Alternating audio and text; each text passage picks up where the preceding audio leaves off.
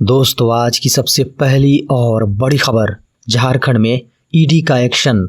निलंबित आईएएस पूजा सिंघल की करोड़ों की संपत्ति जब्त। झारखंड में मनरेगा घोटाला और मनी लॉन्ड्रिंग के तहत ईडी द्वारा गिरफ्तार की गई पूर्व उद्योग एवं खान सचिव आईएएस पूजा सिंघल और उनके पति अभिषेक झा की 82.77 करोड़ रुपए की संपत्ति को ईडी ने अस्थायी तौर पर जब्त कर लिया है।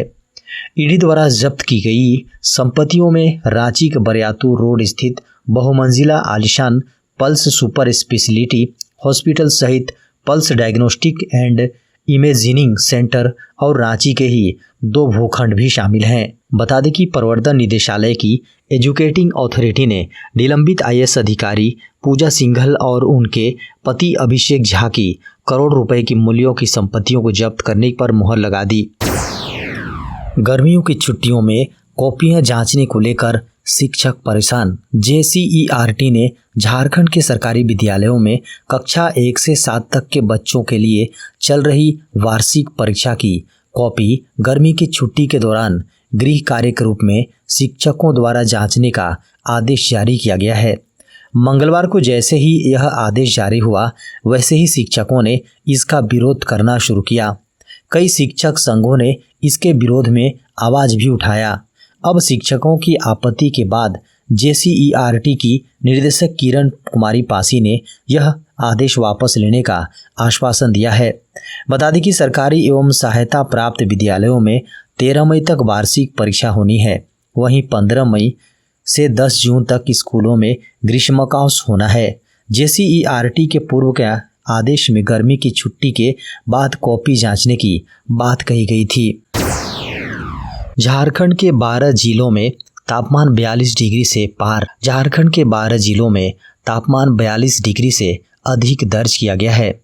अभी तापमान के और बढ़ने की संभावना जताई गई है। मौसम विभाग ने स्पष्ट रूप से कह दिया है कि जरूरत न हो तो घर से ना निकलें। दर्ज आंकड़ों को माने तो मौसम का मिजाज अभी और गर्म होगा। बढ़ते तापमान में अपनी सेहत का ध्यान रखें। झारखंड में 15 मई के बाद गर्मी से थोड़ी राहत मिल सकती है। 15 मई से झारखंड के कुछ इलाकों में बादल छाए रहने की संभावना है। वहीं कहीं कहीं हल्की बारिश होने का भी पूर्वानुमान मौसम विभाग ने लगाया है।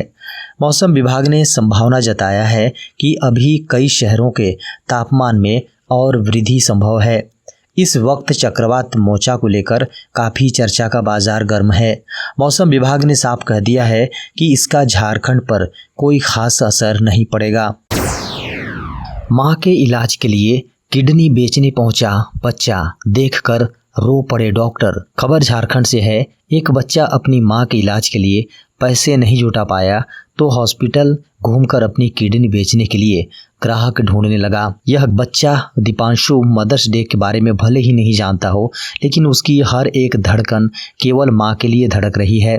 बड़ी मुश्किलों के बाद जब मां के इलाज के लिए पैसे नहीं जुटा पाया तो वह अपनी किडनी बेचने रांची के रिम्स हॉस्पिटल पहुंचा।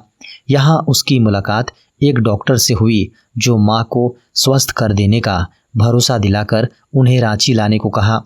बता दें कि रिम्स के न्यूरो सर्जरी के सीनियर रेजिडेंट डॉक्टर और उनके सहयोगियों ने दीपांशु को मां का रिम्स में इलाज कराने और उसका सारा खर्च उठाने का आश्वासन दिया। दीपांशु ने बताया कि मां का पैर टूट गया है और उसके पास इलाज कराने के पैसे नहीं हैं। दीपांशु पर अपने घर की जिम्मेदारी है। उसकी एक बहन भी है। दीपांशु किसी होटल में काम करके परिवार का खर्च चलाता है। झारखंड में मई या जून में जारी हो सकते हैं जैक मैट्रिक इंटर का रिजल्ट। झारखंड में मई और जून का महीना रिजल्ट का महीना हो सकता है। इन दोनों महीनों में जैक द्वारा 10वीं और 12वीं के अलावा 8वीं, 9वीं और 11वीं बोर्ड की परीक्षाओं के भी रिजल्ट जारी किए जा सकते हैं। बता दें कि झारखंड के 21 लाख से अधिक छात्रों द्वारा इस परीक्षा का इंतजार किया जा रहा है। खबरों को माने तो मैट्रिक का रिजल्ट इसी महीने यानी कि मई के तीसरे सप्ताह में आ सकता है। संभव है 10वीं बोर्ड की परीक्षा के रिजल्ट 20 मई से 31 मई के बीच कभी भी जारी किया जा सकता है।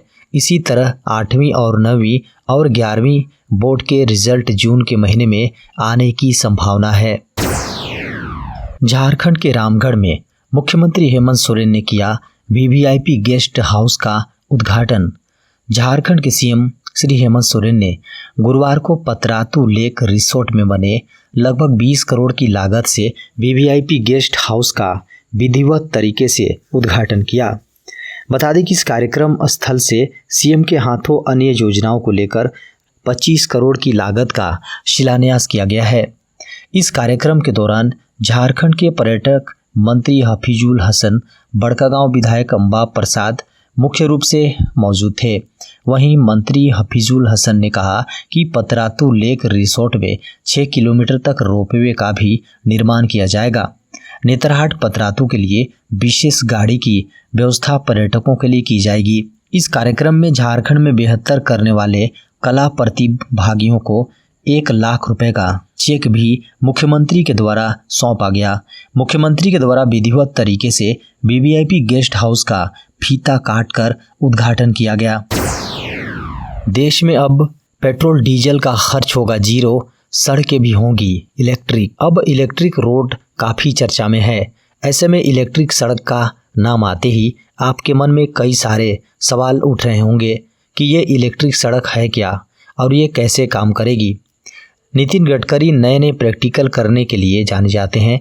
इंडिया में इलेक्ट्रिक रोड के बारे में कई बार बात कर चुके हैं। यूनियन मिनिस्टर ने एक बार फिर इलेक्ट्रिक सड़क का जिक्र किया है। इसके अलावा गडकरी जी ने बताया कि वो इस मामले में टाटा और कुछ कंपनियों के साथ बातचीत कर रहे हैं। गडकरी के अनुसार इलेक्ट्रिक सड़कें एक बेहतर ऑप्शन बन सकती हैं। इलेक्ट्रिक सड़क का कॉन्सेप्ट की बात करें तो इसके 2 तरह के कॉन्सेप्ट पर काम चल रहा है। इसका पहला कॉन्सेप्ट ओवरहेड इलेक्ट्रिक वायर पर बेस्ड है। जर्मनी की वॉल्क्सवैगन कंपनी का कॉन्सेप्ट इसी पर बेस्ड है।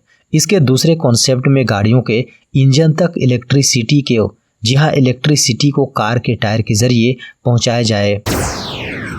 इस दिन जारी हो सकता है 10वीं और 12वीं का सीबीएसई का result. Central board of secondary education यानी सीबीएसई परीक्षाओं को सप्ताह हुए 1 महीने से ज़्यादा समय गुजर चुका है। अब सीबीएसई के 10वीं और 12वीं के लाखों छात्र छात्राओं को अपने रिजल्ट जारी होने का इंतज़ार है। खबरों को माने तो सीबीएसई की ओर से रिजल्ट कभी भी जारी किया जा सकता है।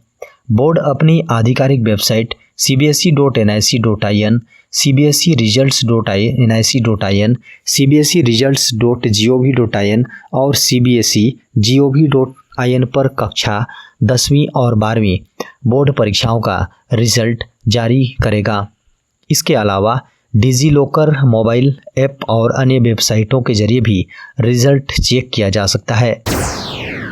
कभी भी आ सकता है किसान निधि का पैसा। प्रधानमंत्री नरेंद्र मोदी सरकार की फ्लैगशिप स्कीम पीएम किसान सम्मान निधि की नई किस्त की तारीख नज़दीक आ रही है। इस बार इस योजना के तहत देश के लगभग 8.5 करोड़ किसानों को फ़ायदा मिलेगा। मई महीने में 14वीं किस्त के तहत 2,000 रुपये कभी भी अकाउंट में जारी किए जा सकते हैं। बता दें कि यह राशि सीधे खाता धारकों के अकाउंट में ट्रांसफ़र होती है।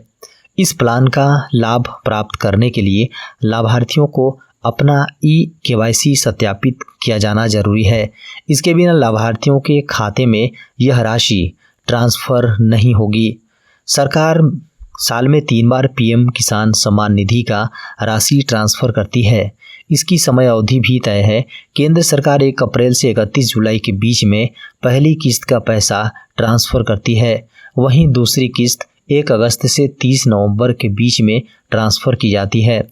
इसके अलावा तीसरी किस्त 1 दिसंबर से 31 मार्च के बीच में ट्रांसफ़र की जाती है। सरकार की ओर से अब तक किसानों के खाते में 12 किस्तों का पैसा ट्रांसफ़र किया जा चुका है।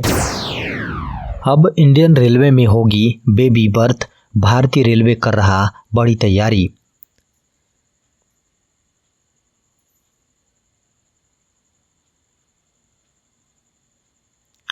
भारतीय रेलवे अपने यात्रियों की सुविधा को ध्यान में रखते हुए लगातार कई अपडेट करता रहता है। इन अपडेट में एक अपडेट या बदलाव की तैयारी चल रही है। ट्रेन की बोगियों में आने वाले समय में बच्चों के लिए भी सीट होगी। भारतीय रेलवे अब बेबी बर्थ लाने की तैयारी कर रहा है। इसको लेकर काम भी तेजी से चल रहा है। अब जब आप बच्चों के साथ सफ़र करेंगे तो उन्हें अपनी बर्थ पर सुलाने की ज़रूरत नहीं पड़ेगी। आपको इनके लिए भी अलग से बर्थ मिलेगी। अक्सर सफ़र के दौरान लोगों के छोटे बच्चों के साथ दिक्कतें आती हैं।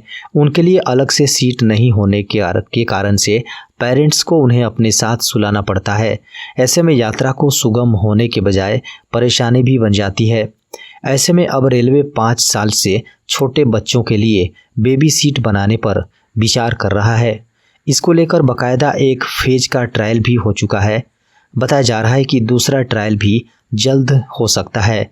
इसकी कामयाबी के बाद माना जा रहा है कि ट्रेन के कोच में बेबी बर्थ शुरू हो सकती है। देश में 2027 तक बैन किए जा सकते हैं डीजल से चलने वाले वाहन। भारत में 2027 तक डीजल गाड़ियों पर पूरी तरह से प्रतिबंध लगाया जा सकता है। ऐसा ही सुझाव पेट्रोलियम मंत्रालय द्वारा गठित एक पैनल ने सरकार को दिया है। साथ ही कहा है कि डीजल गाड़ियों के बजाय लोगों को इलेक्ट्रिक और गैस से चलने वाले वाहनों पर फोकस करना होगा। पैनल ने शहरों की आबादी के अनुसार डीजल वाहनों पर प्रतिबंध लगाने का प्लान बनाया है। इसके अनुसार 10 लाख से अधिक आबादी वाले शहरों में इलेक्ट्रिक और गैस से चलने वाले वाहनों पर स्विच करना चाहिए, क्योंकि ऐसे शहरों में प्रदूषण का स्तर लगातार बढ़ रहा है। पेट्रोलियम एवं प्राकृतिक गैस मंत्रालय की ऑफिशियल वेबसाइट पर पोस्ट की गई एक रिपोर्ट में कहा गया है कि भारत ग्रीन हाउस गैसों के सबसे बड़े उत्सर्जकों में से एक हैं। सैकड़ों पन्नों की इस रिपोर्ट में भारत के एनर्जी ट्रांजिशन का पूरा प्लान बनाया गया है। इसके अनुसार भारत आगामी 2070 के शुद्ध शून्य लक्ष्य को प्राप्त करने के अपने लक्ष्य पर तेजी से आगे बढ़ रहा है।